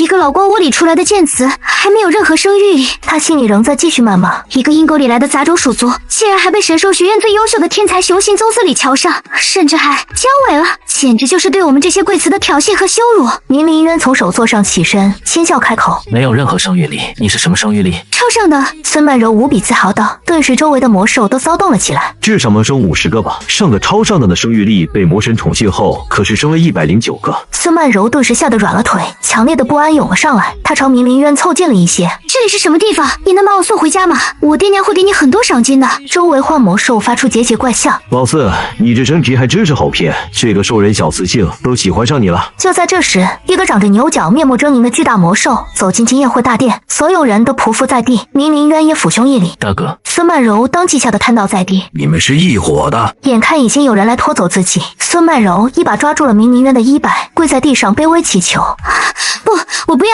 救救我好不好？我可以给你生孩子，救救我！”明灵渊冷酷地睥睨着他：“我的孩子，你不配生。”说完，把衣摆从他的手中扯出来。孙曼柔被一个魔兽扛在肩上，谩骂声渐渐走远，直到消失。这边排队的雌性终于轮到了苏婉，却没想到被负责筛查的魔兽嫌弃了：“她怀孕了，不需要，不合格。”苏婉无语，幸好另一个魔兽过来劝说：“但是她有生育力，还是带进去让魔神决定吧。”就这样，苏婉成功挺着大肚子混了进去。她被带进一个漆黑的山洞，耳边传来女子的哭声，听着还有点耳熟。借助昏暗的光线，苏婉看见地上躺着几个雌性，其中一个就是孙曼柔。她突然抬眼震惊地朝苏婉看过来，而后又疯狂大笑：“你也来了！”可当她看到了苏婉的大肚子，笑声戛然而止：“你竟然怀孕了！”苏婉身边还有带路的魔兽，不能回应她，只是目光继续呆滞地跟着幻魔兽走。孙曼柔突然抱着肚子，忽然痛苦地呻吟。幻魔兽对呆滞的苏婉道：“被生子魔神赐予魔种后，魔种1刻钟便会孵化，吞噬母体发育。”似乎也不在乎他能不能听得懂，只是自言自语地说着。苏婉用眼角余光看向孙曼柔，她的身体肉眼可见地开始消瘦，不过她的目光满是阴毒地盯着他，似乎想要看看他接下下来的凄惨下场。又一个雌性被幻魔兽抱了出来，身上的衣服被撕碎了不少，腿间全是血污，灵魂好像彻底消失了，眼中一片死寂般的空洞。幻魔兽继续自言自语：畜子，魔神大人的最爱会吞噬了他们的灵魂，永享极乐。苏婉心里的怒火熊熊燃烧着。小美，准备好了吗？准备好了，我要暂时离开宿主的身体，宿主可以离开洞穴，保护好自己。苏婉觉得自己的身体忽然间变得沉重不少，特别是腹部有种沉坠感。原来小美一直都在帮她减轻怀孕带来的不适症状。还有，小美在的时候，她从来不怕危险，此刻却生出了一种久违的恐惧。恰好一个雌性被抽干血肉的尸体出现，倒在她脚边。苏婉忍不住后退一步，然而就这一步却暴露了自己。看守的幻魔兽发现她的神智醒了，二话不说，用魔力凝成一道箭矢朝她射去。苏婉闪身避过，然后一手护住肚子，另一只手祭出数道火球，飞向幻魔兽。幻魔兽没想到它是有天赋的雌性，还是火系，而火系恰是魔气的克星。幻魔兽立刻痛苦的哀嚎，随后化为灰烬，周围的魔气也都被苏婉的火点燃，周围顿时变成了一片火海。苏婉见放火系这么好使，立刻把满满从空间里放了出来。闺女，放火！满满兴奋的张口吐出一个大火球。苏婉的火球只是一片片火焰，而满满吐出的火球就高级多了。接连不断的爆炸声响起，苏婉捂住了耳朵。爆炸声结束后，苏婉走向洞穴的深处，那里应该是生子魔神所在的地方，而现在那处只有一个巨大的癞蛤蟆形炭灰。难道生子魔神是个大癞蛤蟆？如果是，显然已经被火烧死。可小美并没有回来。与此同时，外殿的第四魔神明林渊突然从座位上站了起来，飞身出了宫殿。他远远看到一片火光冲天而起，那火的威力和气息竟是自家闺女的天火。他立刻瞬移前往爆炸现场，其他魔王见状也瞬间大惊失色，纷纷跟了上去。同一时间，空中出现一道巨大的裂缝，一个紫发紫眸尊贵至极的男人带着一群人从裂缝中走出来。苏婉见有人来了，不想让满满引人注意，迅速的把他收回了系统空间中，仰头望着忽然出现的这群人。最前面的那个男人他见过，当初带黑豹崽崽去温泉洗澡时，他悄无声息的出现在自己身后，还吓了他一跳，抱着小号瞬移跑了。现在看来，估计他就是圣皇子琪。他左手方站着裴玄，裴玄的怀里还抱着小号。自从丢过一次儿子后，他无论去哪儿都会带着他。此时他的目光直直的落在苏婉的身上，特别是他圆滚滚的肚子，目光极其复杂。苏婉冲他扬手，脸上露出温柔的笑容：“嗨，小号宝贝，有没有想娘啊？”小号看到苏婉也非常激动：“娘娘，你快从火里出来！”苏婉抬手又一个火球，火焰遇到魔气，瞬间被炸成了一片片火花，跟烟花一样漂亮。小号瞪大了眼睛：“好厉害，娘亲好厉害啊！”苏婉玩笑问：“那是娘厉害还是爹厉害？”裴玄的脸色瞬间有些僵硬，不过小号才不管：“娘厉害，娘厉害，小号要跟娘学放火花。”子琪笑着看向裴玄，还有他怀中的小号：“哦，你娘怎么个厉害法？说给干爹听听。”裴玄皱眉，显然不喜欢子琪打探苏婉的事。就在这时，空间裂缝里又出来了一个人，宗司礼。他一个瞬移便来到了苏婉的身旁，然后抱起她从火海中出来。苏婉反手搂住了他的脖子：“你来了。”宗司礼立刻检查他的全身，最后确定没有受伤，肚子里的孩子也安然无恙，这才松了口气。我去找你，发现你不见了。苏婉点头：“我被幻魔兽抓来黑暗大陆，放心吧，我好好的呢。”子琪玩味的又对裴玄道：“你完了。”裴玄依然面无表情，看不出喜怒，只盯着对面急速靠近的数道魔影。宗司礼把苏婉护在怀中，也警惕着，直到魔影停下现出身形，所有人都倒抽了一口寒气。既是黑暗大陆第一魔王和第二魔王，以及一个浑身罩在黑斗篷下的高大魔人。男人正是潜伏在魔族的明明渊，双方势均力敌，都有临近巅峰的强者在场，谁都不敢轻易动手。这时第二魔王注意到挺着大肚子的苏婉，不禁眼睛一亮：“这雌性可是怀了魔神的孩子。”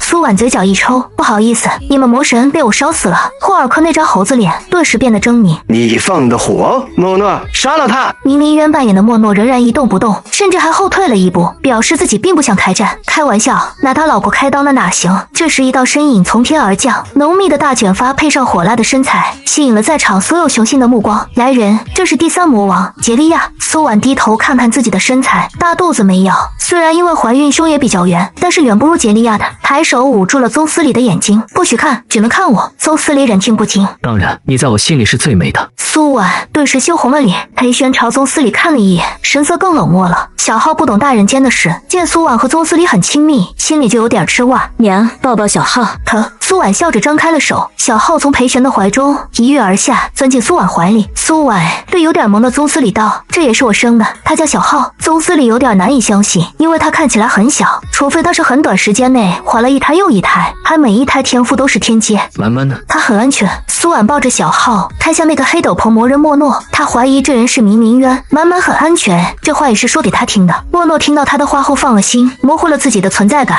甚至退到了几人的后面。子琪打量着苏婉，嘴角勾起一抹意味深长的弧度。裴璇微微蹙眉，警告道：“别招惹他。”子琪轻笑了下，却没答应，视线转移和王女杰利亚谈判起来。苏婉自从知道了杰利亚的身份，整个人便紧绷起来。满满的天赋魂珠，可是在他身上，如果是今天无论如何都要让他把魂珠留下。明明渊到现在都没有动手，应该也是有所顾忌。宿主，请尽快离开黑暗大陆。病毒死了，但他在新生的化魔兽体内都编写了爆炸程序，还有10秒钟。苏婉不禁感叹系统的能量如此之大。其实一开始知道小美的存在时，苏婉很是反感，毕竟没有女人愿意做生子工具，即便不用投入感情，只把那些男人当作工具也是抗拒的。但她想要重生，想回家和妈妈相聚，而且这些工具雄性长得还怪好看，完美的满足了她的欲求。她喜欢性子，也很享受性子，对她来说这是一件很美好的事。至于此刻马上爆炸，10秒钟内她必须逃离。苏婉抱着小浩，快回旅社去。宗司礼忙问怎么了？兽皇正在和魔族谈判，谈不拢随时可能开战，他怎能临时退缩呢？苏婉灵机一动，尖叫一声：“啊，我要生了，快回！”这6个字比天塌了都好使。宗司礼立刻抱着苏婉还有他怀里的小浩瞬移到了空间裂缝前。裴璇见自己儿子被抱走，立刻也跟了上去。兽皇子琪看着几人的背影，咂巴了一下舌尖，好像还没见过雌性生孩子。他转头对魔族的几人道：“本皇先回去一趟，马上回来，你们先把7位魔王聚齐了，我们再谈判。”说完也带人紧跟着苏婉他们而去。而明灵渊则是留在了黑暗大陆，他回头看向杰利亚，他的复仇才刚刚开始。然而等裴璇和宗司礼赶到时，却没有发现苏婉的身影，因为此刻苏婉已经被子琪后来居上，强抢到了自己的寝宫。男人信步朝苏婉一步步逼近。不是说要生啊，生嘛，本皇好戏的很，就看